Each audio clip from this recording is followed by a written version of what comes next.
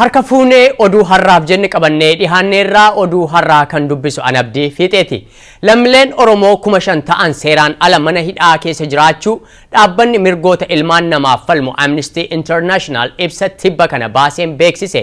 Akka ibsa dhaabbata kanaatti Oromoo hedduun hidhaa reebicha hamaa torture jedhamuu fi ajjechaa mootummaa Itoophiyaa irraan ga'uun baqachuun gara biyyoota Keeniyaa, Sudaan, Ugaandaa fi Somaalilaanditti baqataa jiru jedha Alamaayyoo Qannaa. Gabaasa dabalataa qaba.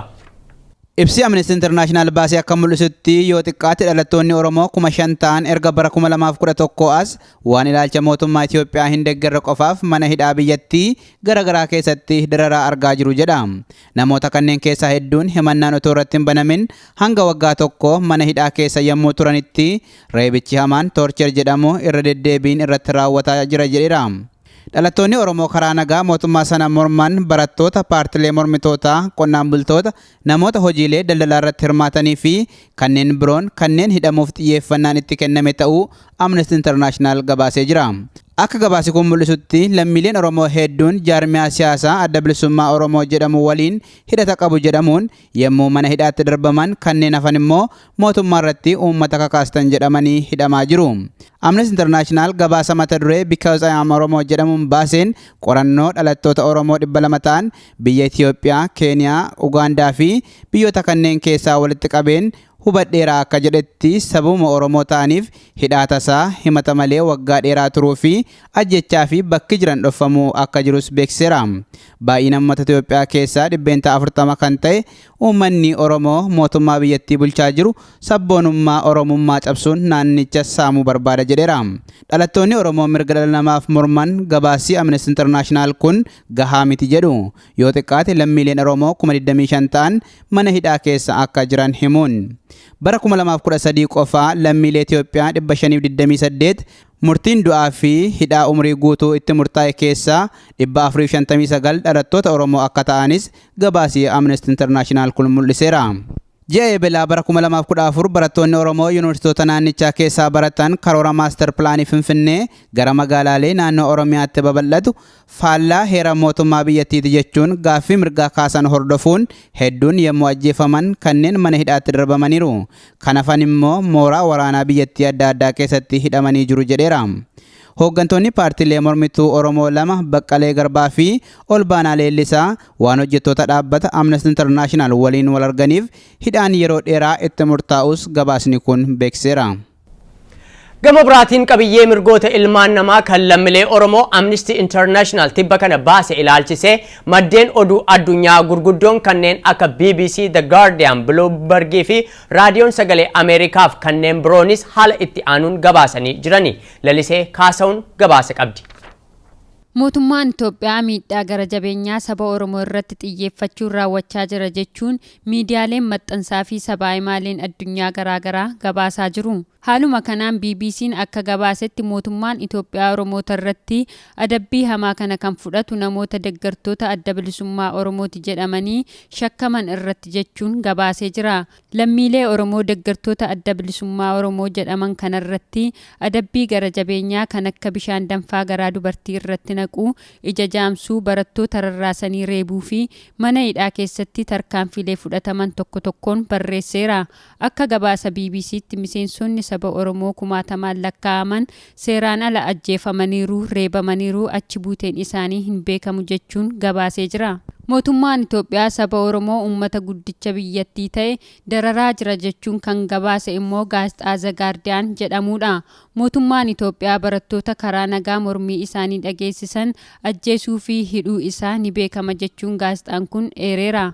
Akka ibsa gaazexaa kanaatti tarkaanfii dhalattoota Oromoo irratti fudhatamu kun filannoo biyyattii bara 2015 filatamu waliin hammaachuu akka danda'u raageera. Bifuma wal fakkaatuun raadiyoon sagalee Ameerikaas mootummaan Itoophiyaa gocha garaa hammeenyaa daangaa hin qabne uummata Oromoo irratti gaggeessaa jira jechuun ibseera. Mootummaan Itoophiyaa mormitoota isaa barbadeessuuf lammiilee Oromoo nagaa 5,000 ol hidhee miidhaa irraan gahaa jira jechuun kan gabaase immoo madda oduu Bloomberg jedhamudha. Gaazexaan Bloomberg maxxansa isaa kanaan Itoophiyaa keessatti Oromoo ta'uun mootummaa biyyattiif akka diina ta'utti ilaalama kan jedhe gabaasi kun mootummaan kallattiin tarkaanfii miidhaa irratti fudhataa jedha. Ibsa Amnesty International baase ilaalchisee itti aanaa hojii geggeessaa liigii mirgoota ilmaan namaa gaanfa Afrikaa ka ta'an obbo Tasfaayee Dheeressaa fi barreessaan paartii Koongiresii Federaalistii Oromoo obbo Baqqalaa Nagaa lakkoobsi Oromoo manneen hidhaa Itoophiyaa keessa jiranii yeroodhaa gara yerootti dachaan dabalaa akka jiru Oromiyaan Miidiyaa Neetworkiif himani. Usmaan Ukkumee gabaasa asii gadi qindeeffateera. Dhaabbanni mirga dhala namaaf falmu Amnesty International jedhamu baay'ina uummata Oromoo manneen hidhaa Itoophiyaa keessa jiran ilaalchisee ibsa tibba kana baaseen hidhamtoonni Oromoo 5,000 gahan mana hidhaa Itoophiyaa keessatti dararamaa jiraachuu gabaasee jira. Dhimma kana ilaalchisuun itti aanaa hojii geggeessaa liigii mirgoota ilmaan namaa gaanfa Afrikaa kan ta'an obbo Tasfaayee Dheeressaa akka jedhanitti waggoota 15 darban irraa jalqabee lakkoofsi hidhamtoota Oromoo dabalaa akka jiran mirkaneessan. Hidhamuun uummata Oromoo ganna 15 darbe dhaabatee hin beeku. Akka manni hidhaa uummata Oromoo ilmaan Oromoof keessaa dhabee hin beeku. Isa dhiyeenyaa kana mala amma keessaa erga barattoonni Oromoo socho'uu eegalan kan nuti qabnu gara 1,500 san dura garuu mana hidhaa adda addaa takka Oromoo mana keessa dhabamee hin beeku. Manni hidhaa irra caalaan Oromoodhumaan buutamee jira. Namtichumti warra wayyaanee iyyuu yaadattu si abraa akka irratti manni hidhaatu Oromoo cincaa. Mootummaan Addawaawii waajjiroota mootummaas dabalatee manneen hidhaatiif fayyadamaa akka jiran kan ibsan obbo Tasfaayeen kanaaf hidhamtoonni Oromoo hagamtu mana hidhaa keessa jira kan jedhuuf lakkoofsaan kaa'uun nama rakkisa jedhan. Barreessaan paartii Koongiresii Federaalistii Oromoo obbo Baqqalaa Nagaa akka dubbatanitti gabaasni Amnesty International baase kun maaster pilaanii Finfinnee bahee irratti barattoonni Oromoo mormii karaa nagaan dhageessisan booda humna tikaa mootummaatiin kanneen to'annaa jala oolfaman malee kan achi dura akka hin taane ibsan. Obbo Baqqalaan itti dabaluun Oromoon kan hidhamaa turee fi hidhamaa jiruuf badii tokko malee akka ta'e dubbatanii jiru.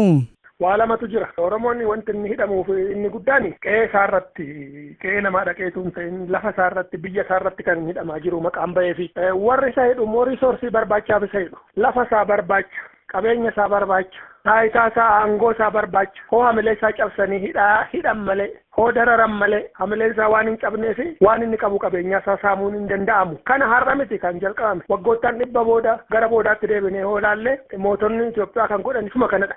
Har'as kan ta'aa jiru kanadha. Daddaballee irra deebinee himneerra. Kanaaf Oromoon amma har'aan tana hidhamuu duwwaatu hin ta'in manni hidhaa haalli namoonni keenya mana hidhaa keessatti jiran haala nyaanni gaariin hin jirretti lafa rafanu akka bakka hin qabnetti dhukkubsatanii yaalii bakka hin qabnetti mana murtiitti yeroodhaan bakka murtiin argannetti akkasittiin dararamaa jira namni keenya. Har'a kana Amboo keessatti ijoollee hidhamte dhukkubsatanii mana yaalaa dhabanii rakkataa jiru. Baay'een isaanii warri murtiin itti kenname lafa hoomachoo jedhamutti hojii humnaa dhagaa cabsaa oolu hojii hojjetaa oolu. Mana hidhaa hunda keessatti hidhamuu isaanii duwwaatu hin ta'in hamileen isaanii cabuu duwwaatu hin ta'in rakkina maatii isaanii irra warra guddaa maatii isaanii irra ga'u duwwaatu hin ta'in fiizikaalii qaamaan iyyuu miidhamaa jiru jarri kun. Waan iddoo tokkotti ta'e akka fakkeenyaatti ta'usitti daarimuutti nama Ismaa'eel Huseen jedhan tokko bakka bu'aa keenya tokko hidhanii ka'anii nama isa gaafatu immoo galmeessu. Bakka biraattis mana hidhaa biraattis kanuma. Abdallaa Qaasim kan jedhanu Harargee keessaa bakka bu'aan keenya Harargeetti qabamee cirootti fidanii ciroo bakka isaan buusan hin beennu har'aan tan. Namoonni hidhamuu duwwaatu hin ta'in erga hidhamanii boodayyuu namni buuteen isaanii dhabamaa jira. Kan du'an jiru of ajjeesanii jedhamanii kan mana hidhaati baay'ee eenyuma kana haala baay'ee suukanneessaa ta'een otuu iddoo guddaa ga'u jedhamanu waggaa 5ffaa keessa injiinaringii barataa waggaa 4ffaa keessa eebba jala ga'anii reenfi isaanii alamaatiitti kennamu nama ijoollee dhala qabuuf hammam akka itti dhaga'amu dhaggeeffattoonni dhimmitii fudhachuu danda'u. Kun hundumtuu nurratti ta'aa jira. Obbo Tasfaayeen gama isaaniitiin immoo godina Iluu Abbaa Booraa mooraa hidhaa dhedheessaa keessatti daa'immanii fi manguddoonni humna tikaa mootummaatiin to'annaa jala oolfamuu ragaa bahaniiru. Ani ofii kootii ija kootiin argeera. Daa'imni baatii tokko irraa kaasee manguddoo waggaa 93 bakka tokkotti yeroo dhaman argeeraan. Eessattan mooraa dhedheessaa yeroo 93 Oromoonni kumootaan yoofamee hidhame sana. Kunillee kan galmaa'edha. Yufannoo diimaa argee galmeessira jedha kan lamaanuu. Akkamitti beektan isiin maka daa'immattiin yeroo sana yeroo adda bilisummaa Oromoo mootummaa ce'umsaa keessaa bahedha. Gabaabaadhumatti haadha mucaa kan reefuu deessee baatii tokkootiyyuu waraana bilisummaa Oromoo buna danfiftee ubaaf ta'anii qabaniin yeroo qabanuun isaan immoo kana illee karaa laafanii lakkeedhanii dhiifneen qabanii mooraa waraana dhedheessaa buusan. Maanguddichi waggaa 93 immoo bakkuma ta'an illee kan hin deemnedha. Kanas fannoo diimaan bira ga'e galmeessee argeera kana mirkaneeffadheera mooraa dhedheessaa sanan turan mataan koo. Abbaa Booraa aanaa Toobbaa magaalaa Toobbaa jedhamtudha. Yeroo sana dhaqxee oolaa geessitee qaltee nyaachiftee anaani wanti waa biraa balleessaan qabanu haala akkasiiti laa. Kana gidduu immoo daa'imni waggaa 7 tokko faanii kan abbaa buddeenaa isaa wajjin abbaa isaallee wajjin miti otuu karaa adeemu atoobisarraa qabani. Kan isaan barbaadan abbaa buddeenaa mucaati malee mucaa miti. Inni nam kunis mucaa sana bakka itti dhiisee deemu qabu karaarraa qabamaa jira. Fuudhanii iddeessa buusanii jira kana hundumaa kana ija kootiin argiidha kun. Obbo Baqqalaan dhumarratti hidhamtoota Oromoo ilaalchisee gabaasni dhiyeenya kana Amnesty International baase ragaa guutuu akka hin taane himuun hidhamtoonni Oromoo manneen hidhaa Itoophiyaa keessa jiran dararamaa jiraachuu mirkaneessan. Dubbiin inni guddaan wanti baramuu qabu mana hidhaa biyyattii kana keessaa nama jiru 100 keessa 90 Oromoodha. Lakkoofsa amma Amnesty International kenne yoo xinnaate malee hin baay'atu. Wanta nan jechuu danda'u waa'ee gabaasa Amnesty irratti baay'ina isaa laalchisee isa kana. Namoonni hidhaman iddoo iddootti kan mana hidhaa Itoophiyaa keessa jiran 5,000 ol malee isaa gadi miti. Inni kun ammuma warruma barana hidhame kaasuudhaaf yoo ta'e malee dhugaa dubbanne yoo jedhame namoonni yeroo dheeraadhaaf hidhamanii namni isaan hin gaafanne namni karchallee Itoophiyaa keessa jiranuu fi bakka adda addaa bakka hin beekaminitti kan hidhamanii jiranu baay'inni isaanii 5,000 duwwaa miti hedduudha. Tumsi OMN'if godhamu ammallee cimeetti fufuu qaba. Hawaasni keenya kan magaalaa Atlaantaa jiraatan gaafa 8 bara 2014 OMN maallaqaan tumsuuf soneeffachaa jiru. Koreen qophii kanaas Oromootaa fi firoottan Oromoo Atlaantaa jiraataniif waamicha godhaa jira. Qophiin tumsa OMN gaafa 8 bara 2014 waaree booda sa'a 3 irratti iddoo 6202 Memorial Drive, Stone Mountain, Georgia 30083 tti taasifama. Kottaa hirmaadhaa. Oromiyaa Miidiyaa Neetworkiin utubuun eeboo odeeffannoo hawaasa keenyaa baasuudha. Irkoon keenya hawaasa keenya miidiyaa keessan OMN'n tumsaa. Damee qindeessituu gargaarsa uummataa Oromiyaa Miidiyaa Neetwork. Ministiriin misoomaa jallisii fi enerjii Itoophiyaa obbo Alamaayyoo Taganuu Itoophiyaan Afrikaa Bahaa keessatti humna ibsaa diriirsuun hariiroo siyaasaa, hawaasummaa fi dinagdee biyyoota ollaa waliin qabdu jabeessaa jirti jedhan. Ogeessa dinagdee Itoophiyaa kan ta'an obbo Mulaatuu Gammachuu akka jedhanitti ammoo Itoophiyaa keessatti hanqina humna ibsaarraan kan ka'e oomisha irratti miidhaa guddaatu uumamaa jira jedhanii gabaasa dabalataa akka taanutti dhiyaata. Sadaasa 20 hanga 21 bara 2014 qopheessummaa enerjiitiin dhaabbate Empowering Africa jedhu kora isaa kan waggaa wayita Finfinnee keessatti taasifachuuf qophaa'aa jiru kanatti ministiriin misooma jallisiif enerjii Itoophiyaa obbo Alamaayyoo Taganuu dhimma humna ibsaa biyyattii irratti milkoomina Itoophiyaan galmeessite hangafummaan dubbachuuf deemuu jedha maddi oduu Empowering Africa. Obbo Alamaayyoo Taganuu gama isaaniitiin tuuta gaazexeessitootaaf akka ibsanitti Itoophiyaan yeroo muraasa keessatti humna ibsaa biyyoota Afrikaa Bahaaf dhiyeessuun dinagdee Itoophiyaa ol kaasuurra tartee gama siyaasaaf hariiroo hawaasummaa biyyoota kana waliin qabdullee daran jabeessaa jirti jedhu. Akka obbo Alamaayyoo Taganuu jedhanitti Itoophiyaan bara 2014 keessa humna ibsaa biyyoota ollaatti gurgurachuudhaan galii doolaara Ameerikaa miliyoona 32 galfattee jedhan. Itti dabaluunis piroojeektiin humna ibsaa maddisiisu guddichi wayita ijaaramaa jiru kanatti fedhiin humna ibsaa biyyoota ollaa daran dabalaa deemuun hegeree dinagdee Itoophiyaaf abdachiisaadha jedhan. Akka isaan jedhanitti yeroo ammaa Itoophiyaan humna ibsaa meegaawaatii 100 Sudaaniif akkasumas meegaawaatii 50 immoo Jibuutiitti gurgurataa jirti. Sana qofaa osoo hin taane dandeettii humna ibsaa meegaawaatii 2,000 ga'u baachuu kan danda'u tiraanismiishinii gara Keeniyaatti diriirsaa jirraa jedhani. Gara fuula duraattis humna ibsaa kana karaa Jibuutii Yemenitti diriirsuu irratti hojjechaa jiraachuu isaanii kan dubbatan obbo Alamaayyoo Taganuu Sudaan Kibbaa fi Somaaliyaatti illee gurguruuf karoora qabaachuu isaaniis ibsanii jirani. Kun otoo kanaan jiru yeroo ammaa hanqina humna ibsaarraan kan ka'e magaalaan Finfinnee dukkana keessa jiraachuu jiraattonni magaalattii tokko Oromiyaa Miidiyaa Neetworkitti himaatti jiru. Akka jiraattonni jedhanitti Finfinneen torbanitti yoo guyyaa 4 ibsaa qabaatte guyyaa 3 garuu dukkana keessa bultii jedhani. Jiraataa magaalaa Finfinnee kan ta'anii fi ogeessi dinagdee obbo Mulaatuu Gammachuu akka Oromiyaa Miidiyaa Neetworkitti himanitti yeroo ammaan kanallee dukkana keessa jirti Finfinnee ni jedhu. Akka obbo Mulaatuun jedhanitti kun Finfinnee Finfinnee keessatti waanuma baratamedha. Amma yeroo ammaa kana keessa ibsaan hin jiru. Amma edda keessa nurratti dhahamee jirra. Yommuu ibsaan kun immoo oomishuma isheen xinnaatti iyyuu immoo oomishuun hin danda'amu. Innaa warra hojjetan rakkataniiru. Kana biratti immoo gibirri immoo ol ka'aadha.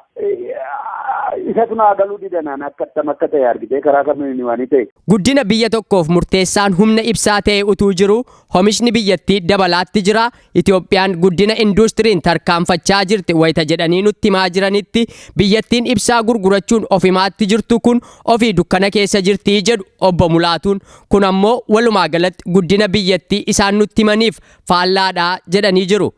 Namni tokko oomishuudhaaf humna barbaada. Humna ibsaa. Humni ibsaan jiru taana yoo oomishuu ni dandeessu. Yoo hin oomishtu ta'e immoo attam gootee gibira kaffalta. Gibira kaffaluu hin dandeessu. Sarraatanya kee warra hojjetaa kee gadi keessaa hir'ibsaa kun employment irratti effektii qaba. Inkaamii citizenii kana irratti effektii qaba. Inflekshinii kana irratti immoo itti ka'aadha. Kana hundumaa irratti argitee baay'ee rakkisaadha. Ikoonomii isaa teessee maaneejii gochuudhaaf. Qopheessaa gaazexaa Fitii kan ture gaazexeessaa Tamasgen Dassaaleny yakka mootummaan himateen manni murtii federaalaa kan Itoophiyaa hidhaa ganna 3 itti muree jira. Itoophiyaan Eertiraatti aantee gaazexeessitoota hidhuu ari'achuu fi hiraarsuudhaan Afrikaa keessatti tarree lammaffaarra jirti jedhee jira. Mirga gaazexeessitootaatiif kan falmu CBJ'n gabaasa guutuun akka taanutti dhiyaata. Himata manni murtii mootummaa Itoophiyaa gaazexeessaa Tamasgen Dassaaleny irratti dhiyeeffate maqaballeessi yoo ta'u innis Tamasgen barreeffamoota isaa keessatti mootummaa irratti uummata hokkaraaf kakaaseeraa ilaalcha uummati mootummaaf qabu gara maqseeraa kanneen jedhanidha. Akka mootummaan himatetti gocha mootummaan Itoophiyaa hin qabne gaazexeessaa Tamasgen Dassaaleny sobaan barreesseera kanneen jedhaman kunneen keessa akka abukaattoon mootummaa dhiyeessetti mootummaan Itoophiyaa uummata ajjeesaa uummata hidhaa ni ukkaamsaa ni hiraarsa jechuun maqaa mootummaa balleesseeraa jedhan. Akka CBJ'n jedhutti Tamasgen bara 2012 yakka wal fakkaataan himatamee hidhaa guyyaa 5 booda kan walaba ba'e ta'uyyuu manni murtii olaanaa bara 2013 baatii guraandhalaa keessa irra deebi'ee himata sana haaromse. Mootummaan Itoophiyaa baatii tokko keessatti bakka himatamtoonni hin jirretti qopheessitoota gaazexaa fi barruulee faakt Addis Guddaa'ee fi Loomii jedhamu maqaballeessiin himatee hidhaa waggaa 3 kan itti mure yoo ta'u baatii dabarsine kana keessa qofa Itoophiyaa keessaa gaazexeessitooti 12 baqatanii biyyaa ba'an keessaa tibba darbe gaazexeessaan Miliyoon Shurrubbee biyya baqaa Keeniyaa keessatti lubbuunsaa darbuu CBJ'n gabaasee jira. Akka CBJ'n jedhutti mootummaan Itoophiyaa mirga bilisaan of ibsachuu fi barreessuu ukkaamsuun gaazexeessitoota biyyattii keessatti adeemsa mootummichaa qeeqanii barreessan hidhuu fi akka isaan biyyaa baqatanii ba'an taasisuudhaan Afrikaa keessaa biyya ollaashee Eertiraatti aantee biyya lammataa taateetti. Gaazexeessitootaaf Itoophiyaaf Eertiraan jaannaba ta'anii jiranii jedha CBJ'n. Akka CBJ'n jedhutti yeroo ammaa gaazexeessitooti sirnaa fi adeemsa mootummaa Itoophiyaa qeeqan 17 mana hidhaa mootummaa Itoophiyaa keessatti akka hiraaraa jiranii fi waggaadhuma kana keessa gaazexeessitoonni dhaabbata raadiyoo fi televiziyoona Oromiyaa keessa hojjetan 20 seeraan ala akka hojii isaaniirraa ari'ataman gabaasee jira. Addunyaan mirga gaazexeessitootaa kabachiisuu irratti tattaaffii tokkoyyuu hin agarsiifne kan jedhu CBJ'n hidhaa fi hiraarsama biyyoota Afrikaa keessatti mootummoota abbaa hirreetiin gaazexeessitoota irratti ga'u dabalatee sadarkaa addunyaatti ajjeechaa yeroo ammaa gaazexeessitoota irra ga'aatti jiru walabummaa pireesii irratti dhiibbaa guddaa uumaa jira jedha. Waggoota kurnan darban keessa gaazexeessitooti 370 dhimma hojii isaaniin wal qabateen ajjeesamaniiru kan jedhu CBJ'n isaan kun kan barreessaniif kan gabaasan dhimmoota malaammaltummaa, yakka, mirga namoomaa, siyaasaa fi waraana irratti isaan hojjetanidha jedha. Miidiyaa keessan tumsuun cimeetti fufuu qabaa jedha dameen qindeessituu gargaarsa uummataa Oromiyaa Miidiyaa Neetwoork. Hawaasa keenya dheeboo odeeffannoo baasuun akka danda'amuuf tumsi keessan daran cimuu qaba. OMN maallaqaan akka tumsanis Oromootaa fi firoottan Oromoof waamichi godhamutti fufee jira. Hawaasa Oromoo kutaalee biyyaa Columbus, Ohio, Kentucky, Chicago, Indiana fi Michigan jiraataniif gaafa 2 bara 2014tti qophii tumsa OMN'if qindaa'eerraa akka qooda fudhattan waamichi isiniif dhiyaateera. Kanumaafis warri Columbus, Ohio, Kentucky, Chicago, Indiana fi Michigan qophii tumsa OMN kanaaf waaree booda sa'a lamarratti iddoo 803 Barnes Road, Columbus, Ohio 43226 jedhamutti affeeramtanittu. Irkoon keenya hawaasa keenya koottaa miidiyaa keessan OMN'n tumsaa. Damee qindeessituu gargaarsa uummataa Oromiyaa Miidiyaa Neetwoork. Mootummaan Ugaandaa waraana dabalataa 2700 gara Somaaliyaatti bobbaasuuf akka jiru maddi oduu Wall Street Journal gabaase. Gama biraatiin gareeleen Sudaan kibbaa wal lolaa jiran lamaan aangoo qoodachuuf walii galanii jiru. Alamaayyoo Qannaa gabaasa dabalataa qaba. Biyya waraanaan bututte Soomaaliyaa keessatti nagaa buusuuf Ugaandaan loltoota dabalataa kanneen paarlaamaa waajjira pirezidaantii buufata xiyyaaraa fi galaana eegan erguuf akka murteessite beeksiste. Waraanni kun kan ergameef erga loltoonni Ugaandaa tarkaanfii milishoonni Soomaaliyaa buufata xiyyaaraa Baarawwee qabachuuf carraaqqii godhan fashaleesse jedhee ibsa baaseen booda. Bara 2007 irraa kaasee Ugaandaan waraana ishee Soomaaliyaatti yommuu bobbaastu gocha sana haaloo ba'uuf jecha gareen Al-Shabaab haleellaa ajjeesanii du'uu hedduu Ugaandaa keessatti fudhachuu maddi oduu Wall Street Journal gabaasee jira. Waraanni Ugaandaa milishoota Al-Shabaab Moqdishoo keessaa ari'uuf ga'ee guddaa taphatanis sarbamiinsa mirgoota ilmaan namaa hedduu lammiilee Soomaaliyaa nagaarratti raawwataniiru jedhamuun yeroo hedduu himatni irratti dhiyaataa jira. Oduu gama biraatiin pirezidaantiin Sudaan kibbaa Salva Kiir garee finciltootattiin jedhan Riek Machar waliin aangoo qoodachuuf walii galaniiru jechuun Sudaan Tribune gabaasee jira.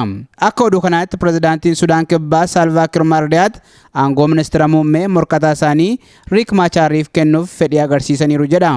Haa ta'u malee aangoo ministeera muummee aangoo hojii raawwachiisuu hin qabu jechuun falmitoonni mormaa jiru. Dubbiin kun marii itti aanu irratti ni ka'a jedhamee akka eegamus himameera. Egaan daawwattoota keenya kabajamoo oduun har'aaf jenne kanuma ture gama kootiin nagaatti.